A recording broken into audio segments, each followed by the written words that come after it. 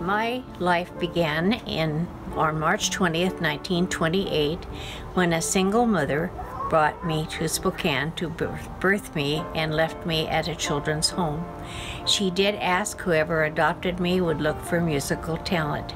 Meanwhile, in the valley, a couple had the grief of losing two baby girls 2 years apart. They came to the children's home and they were shown the baby girls. And when they got to my crib, I was 6 weeks old at the time. I reached my arms up. I probably was stretching, but they thought it was a sign from God that this was the one for them. So I became Maxine Marie Culver, the daughter of Elva and Frank Culver. I wish to give credit to my wonderful parents who made me feel so accepted as though I was born to them. And they always told me I was special because I got picked out. I just didn't happen to them. And that's a wonderful gift to have. Music has meant a great deal to me in my life, and I am so grateful for my birth mother not only giving me the gift of life, but the gift of music. I hope to meet her in heaven someday and to be able to thank her for those gifts. When I was 4 years old, my mother said I would take my father's footstool and put it in front of the sofa, put magazines at the back, and I would play the cushions in rhythm to music of the radio. So when I was 6 years old, they bought the piano, which I now have, and I started lessons. And at Christmas, when I was 10 years old, there was a big box under the tree, and it turned out to be an accordion. So I learned to play a 120 bass accordion. When I was 10 years old, I felt the Lord telling me that it was time to accept Christ as my Savior. I just am so grateful for that day because the Lord has never left my side and taken me the bumps in life and the blessings in life, and I can never thank Him enough. And I really enjoyed my high school years. And of course the war came along. I remember getting the call on an early Sunday morning when my dad was at work to tell me that Pearl Harbor had been bombed. And in school we sold war bonds and war stamps, and everyone was so patriotic. My mother even saved bacon grease, and things were rationed then, like shoes and meat and gas. And when you saved the bacon grease, you got an extra ration coupon for meat. When my father's birthday was coming, we decided to buy him a chair and a footstool for his birthday, and I went to J. Pullen Furniture Company.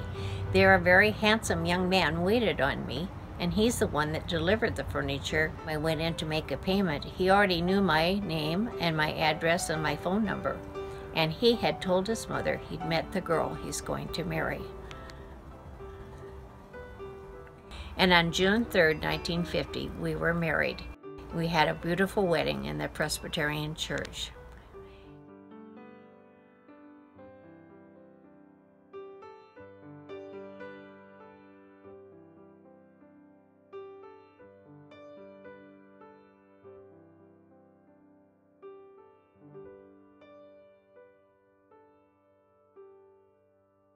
In 1960, a big change came in our lives when we were asked to be the administrators of a Presbyterian camp and conference grounds in Woodland, Washington. My father was in the hospital with emphysema, very, very ill, and the hardest thing I ever had to do was walk away from him and move with my husband. But whither thou goest, I will go. I remember the house was empty, all the furniture was gone, the kids were sleeping in their sleeping bags.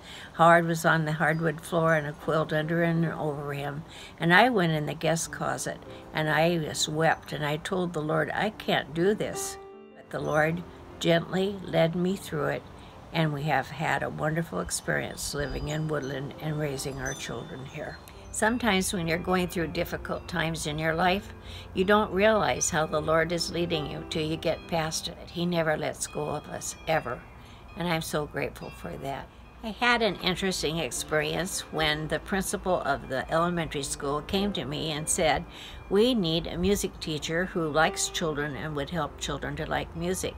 So I pushed a music cart with every conceivable instrument, including my accordion. And every morning in the little book room where extra books were stored, I would meet with Esther Milligan, who taught remedial reading, and Bruce Flanagan, who was a PE teacher, and we would pray.